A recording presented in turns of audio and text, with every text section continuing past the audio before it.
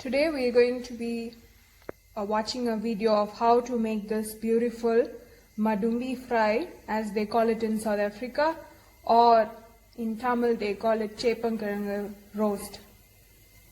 Let's get into the video. So we will wash this vegetable in water very well until the mud goes away, and then we are going to boil in water until it gets soft and cooked.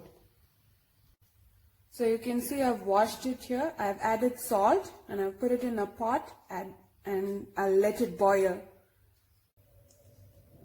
I've closed the pot but not fully so that the water doesn't boil and come out. It helps in faster cooking. So this is getting cooked for the past half an hour. I'm going to check how well they are cooked. So I'm inserting a knife to see if it goes through fine.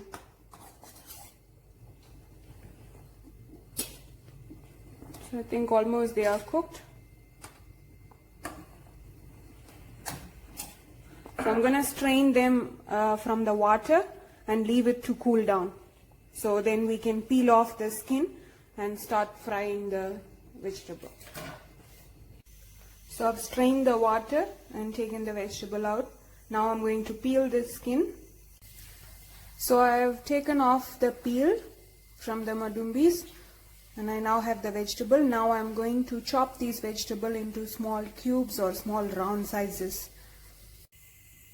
So these are the ingredients you will be in need of when you make the Madumbi or Cheppankizhangu or Arbi fry or roast. So chopped and boiled vegetable. And for tadka you will be adding mustard seeds, curry leaves, dried red chilli, and hing. And for the spices, I have taken here Kashmiri Chilli powder for the color and normal chili powder for the spice, and some jeera powder, that's cumin powder, and some turmeric. So here I have taken 2 tablespoons of coconut oil.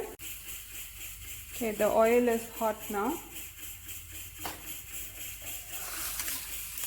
And I'm adding the items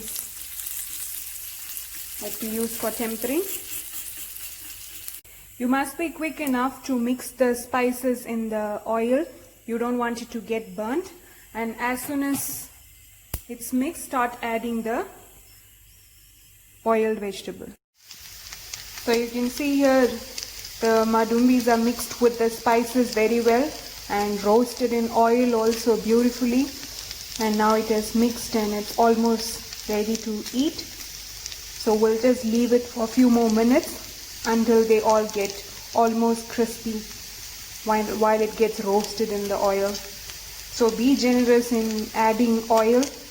I'm using coconut oil, but again, like I said, it's not a must. You can use the oil of your choice. And our Madumbi fry or Cheppankizhangu roast is ready.